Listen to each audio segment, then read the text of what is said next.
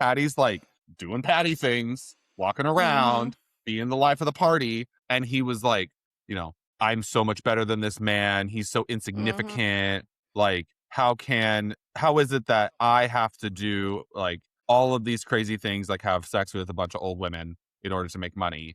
But this guy can go around like lording over everybody when he's so much like so smaller than me and like less than me and like I'm hotter and taller.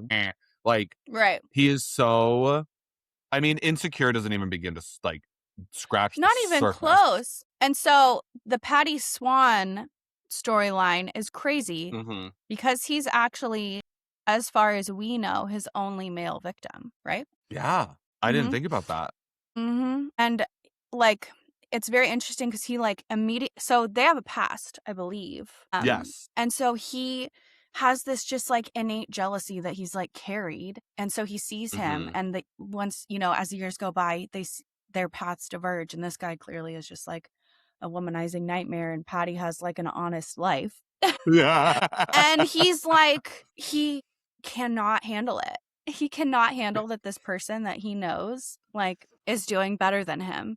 When arguably, if he had just married one lady, like he probably would have been perfectly fine and wouldn't have to be so bitter and nightmarish. But his horrible choices and like led him to like despair. He blames Patty for the decisions that he quote unquote has had to make. Like, which is insane. The whole interaction of like them in the 90s where like Damien at the time was Damien was working at the restaurant as like a busboy, as a temp.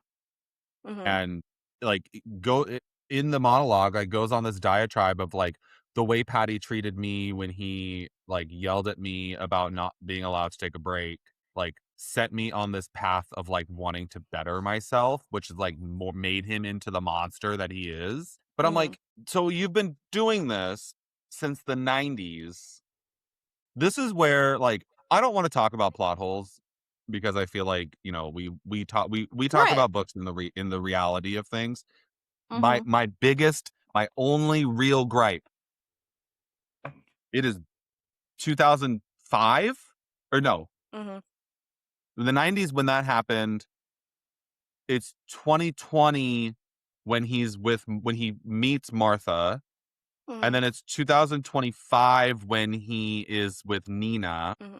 No point was there ever an instance where there was a police search run on this man. Like, he was reported to the police. We know of at least once, possibly twice. There was the disappearance of Tess, where Tess's daughter reported him to the police using the pseudonym. And then there was the stalking, where he was like following a young woman on the street and sniffing her hair like a crazy person, where he was questioned by police. And the name that the police were given was a fake name. They were told his name was Alistair Gray. The police didn't run a check on him. Like, I feel like there were so many moments in this where he should have been exposed that he just wasn't.